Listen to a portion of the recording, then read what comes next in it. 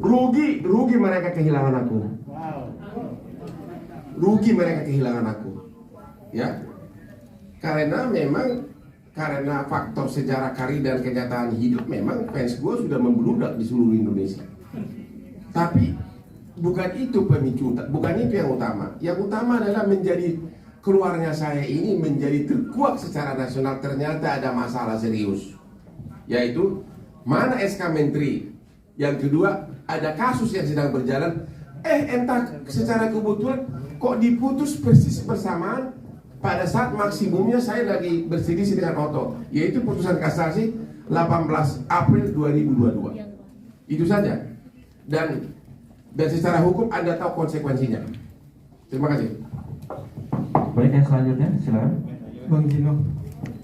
Bang, kemarin Hotman juga konfes katanya abang ada dugaan kode etik bang. Terus nggak boleh beracara 3 bulan bang.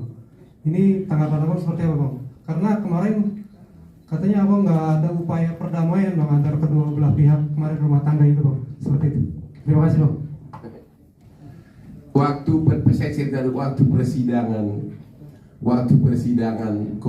persidangan dulu di Dewan Kehormatan Peradi, ada pertanyaan, ada nggak upaya dari Hotman Paris untuk mendamaikan? Tahu nggak, saking jeniusnya saya tanya begini, kamu disuruh keluar tanggal berapa? Tanggal sekian. Cuma dipisahkan oleh pekarangan, tidak ada pembatas.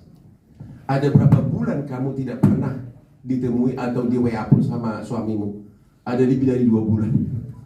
Jadi seorang suami yang bersebelahan rumahnya dengan istrinya, 2 bulan negor pun tidak, kirim makanan pun tidak. Masa katanya Hotman disalahin tidak mendamaikan sesudah mereka perkara? Yang benar aja, ya. Logikanya itu aja deh. Kemudian mobilnya diambil dua-duanya, mobil ibunya pun diambil, ya. Jadi masa gua harus dianya sendiri nggak, dia istrinya lebih dari 2 bulan saya sudah keluar dari rumah itu, ya. Yang kedua, inti pokoknya adalah hanya gara-gara kasus itu bocor ke wartawan. Ya, perkara perceraian bocor ke wartawan, mana ada larangan. Anda tiap hari gosipin kartis lah, belum cerai aja udah kalian gosipin di koran. Belum cerai aja. Jadi ini kalaupun diputus 3 bulan, dia kan sudah oleh Mahkamah Agung sudah kepengurusannya itu sudah didasarkan kepada anggaran dasar yang cacat, ya. Jadi nggak efektif sama sekali lagi. Dan ini kan multibar, aku udah punya yang baru. Itu loh, ya. Jadi sama sekali pelanggaran kode etiknya di mana? Hanya gara-gara itu. Katanya bocor, padahal yang tiap hari pamer di TV, di Instagram dulu tentang kemesraan mereka berdua. Anda tahu sendiri kan? Mami, udah dikasih kue, dipotong rambutnya. Itu masih bulan Januari tahun 2021. Mami katanya. Padahal sudah sangat parah hubungan mereka. Jadi yang pamer di media itu mereka. Ya kalau terjadi perselisihan bocor ke wartawan, bocor pun tidak salah. Karena memang itu adalah kasus publik. Ya kan? Itu kira-kira, oke? Soal 3 bulan kagak boleh beracara itu gimana Pak? Emang dia sudah, saya tidak anggota di situ lagi. EGP itu jawabannya. Apalagi dengan keluar putusan kasasi Mahkamah Agung, maka Dewan Kehormatan itu apapun putusannya sudah tidak berlaku. Udah pasti dong, apapun putusannya. Lagian juga 3 bulan gak praktek pun. Saya ini kan sudah bos dari bos, anak buah saya yang bersidang.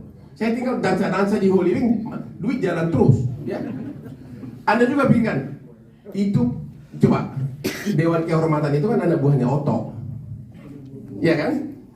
Pas gua serang Ottonya, Anda sudah tahu lah. Kalau seorang bos marah, kalau itu saya melakukan pelanggaran, masa sih cuma 3 bulan sih? Berarti di Dewan Kehormatan itu masih ada yang punya hati. Ya, yang penting dia kita hukum, sebenarnya dia nggak salah. 3 bulan apa artinya? Anda bisa nyindir dari situ. Karena memang tuduhannya kenapa bocor perselisihan mereka ke wartawan. Ya, apa yang nggak bocor udah disuruh keluar dari rumah. Bahkan pengacaranya bertubi-tubi mengatakan bahwa dia membawa harta lah, bahkan membawa garpu, peralatan dapur juga disuruh dibawa, ya, dituduh dibawa. Namanya percecokan begitu kan, bahkan lapor polisi. pembantunya katanya disekap, ya pasti bocor ke wartawan lah.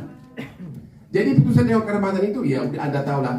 Jawabannya secara hukum itu sudah tidak ada artinya karena memang Dewan Kehormatan itu bersumber dari anggaran dasar yang sudah dibatalkan oleh Mahkamah Agung. Itu jawaban hukumnya.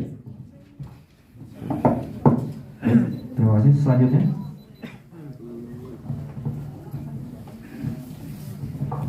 Terima kasih, selamat sore. Saya Ibu Rika dari media online Komunitas Today. Mungkin sedikit bertanya kepada Pak Hotman duluan. Pak, kira-kira nanti langkah hukum apa atau landasan hukum apa yang paling kuat untuk berbalik kembali apabila Pak Ricardo ini tetap mengotot kepada Pak Hotman? Pak Ricardo Simanjuntak tadi dan yang dengan IG-nya itu. Artinya kalau memang dia selalu melakukan hal itu, kira-kira langkah landasan hukum apa yang paling kuat untuk dibalik ke dia? Itu satu. Terus terkait dengan 5 pengacara yang baru sore hari ini diterima di DPN. Nah, untuk menguatkan mereka apabila setelah mereka sudah sah untuk menyatakan diterima di DPN, langkah berikutnya untuk ketika mereka akan menerima klaim-klaimnya untuk melakukan suatu perkara, apakah mereka akan diakui atau tidak? Nah, langkah dari itu dari DPN sendiri akan memberikan klarifikasi apa untuk kelima pengacara yang baru ini. Terima kasih. Oke, nanti mengenai DPN nanti Pak Isri akan jawab. Pertama, saya sudah bicara dengan Ricardo. Inilah waktunya kau bikin tim penyelamat. Dulu kau kalah karena keadaan tidak fair seperti ini. Tapi dia bilang, saya tidak tertarik lagi organisasi. Satu lagi yang saya lagi tunggu keputusannya adalah James Purba. Segera bikin panitia darurat untuk menyelamatkan para advokat. Ya, karena ibaratnya begini. Kalau suatu perseroan terbatas pagi, ya, menurut undang-undang, terhitung sejak jam 12 malam, semua direksi tidak berhak lagi tanda tangani rekening bank. Itu contohnya. Semua kewenangan direksi hilang. Ya. Sekarang tanggal 18 April sudah diumumkan resmi di website Mahkamah Agung putusan ini. Berarti karena pengurus sekarang itu didasarkan kepada anggaran dasar yang sudah dibatalkan, maka kewenangan mereka sudah hilang. Itu saja jawabannya. Mengenai DPN saya kira Faisal yang jawab, tapi jelas kalau mereka sudah punya kartu ya jelas langsung bisa praktek. Selanjutnya silakan Faisal.